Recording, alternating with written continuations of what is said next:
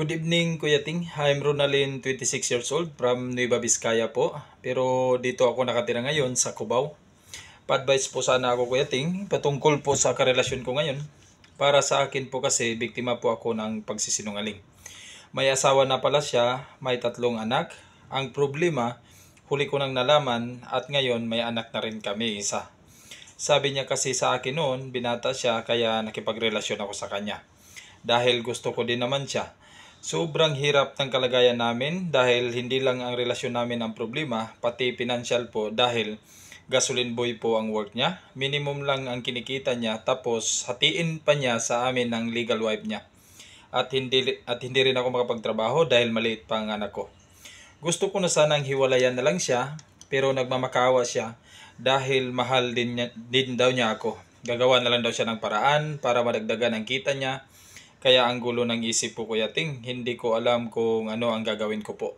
Salamat po, Kuya Ting. Sana mapansin niyo po ang message ko. Palagi akong nanonood sa mga advice niyo po. Salamat. Okay?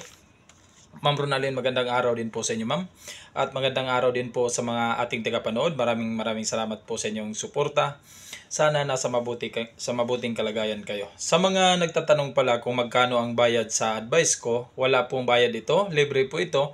Mag-message na lang po kayo direct sa account natin. Ilagay nyo lang ang mga details ng problema at katanungan nyo po. Kung hindi ko man ma-replyan kaagad, maasahan nyo po na babasahin ko po ang mensahe nyo. Simpleng paraan ito sa pagtulong para maibsan ang sakit ng nararamdaman dahil sa problema sa pamilya o sa relasyon. Okay? Ma'am Ronalyn, dito po tayo mag-umpisa sa sinabi mong biktima ka sa pagsisinungaling, ma'am.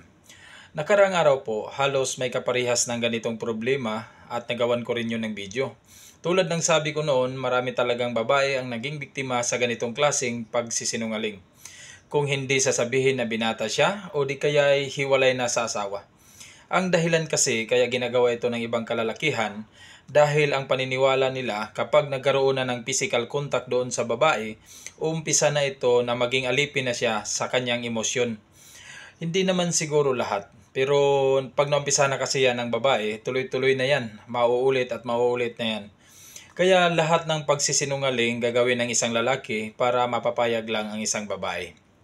Dito naman tayo sa problema pinansyal nyo, ma'am. Mahirap po talaga ito dahil sa mahal ng bilihin ngayon. Kung yung kumikita nga ng minimum, mahihirapan yan sa ngayon. Lalo na kung may anak na kayo.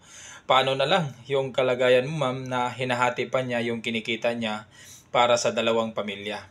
Siguro kung praktikal lang, buti sana kung may pera ang lalaking ito na kaya niyang isustain ang mga pangangailangan both side. Sabihin man natin mali pa rin yun, pero at least hindi ganun kahirap ang magiging buhay. Pwede naman mangyayari yan sa totoong buhay na may maraming asawa. Basta kaya mo lang buhayin sila. Tulad ng mga kapatid nating Muslim, may batas naman sila patungkol dyan. Basta kaya mo lang buhayin. Dito naman sa sinabi mong nagmamakaawa siya dahil mahal ka niya, normal yan na sasabihin nito sa'yo dahil may anak nga kayo. Kaya lang, hindi makakatulong dito yung paawa effect na dahil sa umpisa pa lang, sablay na siya, nagsisinungaling siya. Maniniwala ka pa ba sa kanya o sa mga sasabihin niya? Buti nga, nakatiis ka pa dyan sa napakahirap na sitwasyon na yan. Sabihin na lang natin na nagtitiis ka dahil may anak kayong dalawa o mahal mo talaga ang taong ito. Pero masasabi ko pa rin hindi tama ang manatili ka sa kamay niya. Kaya payo ko sa iyo, mas mabuting bitawan mo na ang lalaking yan at mag-umpisa ka ulit ng panibagong buhay mo. Bata ka pa naman, Ma'am Ronalyn. Siguro makiusap ka na lang muna sa magulang mo kung may magulang ka pa na iwan mo muna ang anak mo sa kanila para makapagtrabaho ka. Huwag ka nang umasa pa sa partner mo ngayon dahil doon pa lang sa responsibilidad niya sa 3 anak niya, mabigat na yun. Kaya huwag kang umasa, sayang yung oras mo. Sa susunod, mag-ingat ka na. Piliin mong mabuti ang mga maging partner mo at aral na rin ito sa mga kababaihan na huwag basta-basta maniniwala sa mga kalalakihan kasi meron talagang mapagsamantala. Sana man makatulong ito ang payo ko sa iyo. Sa huli, ikaw pa rin naman ang masusunod kung ano ang magiging desisyon mo, okay? Salamat, ma'am, at salamat din sa tiwala. Mag-ingat po kayo palagi.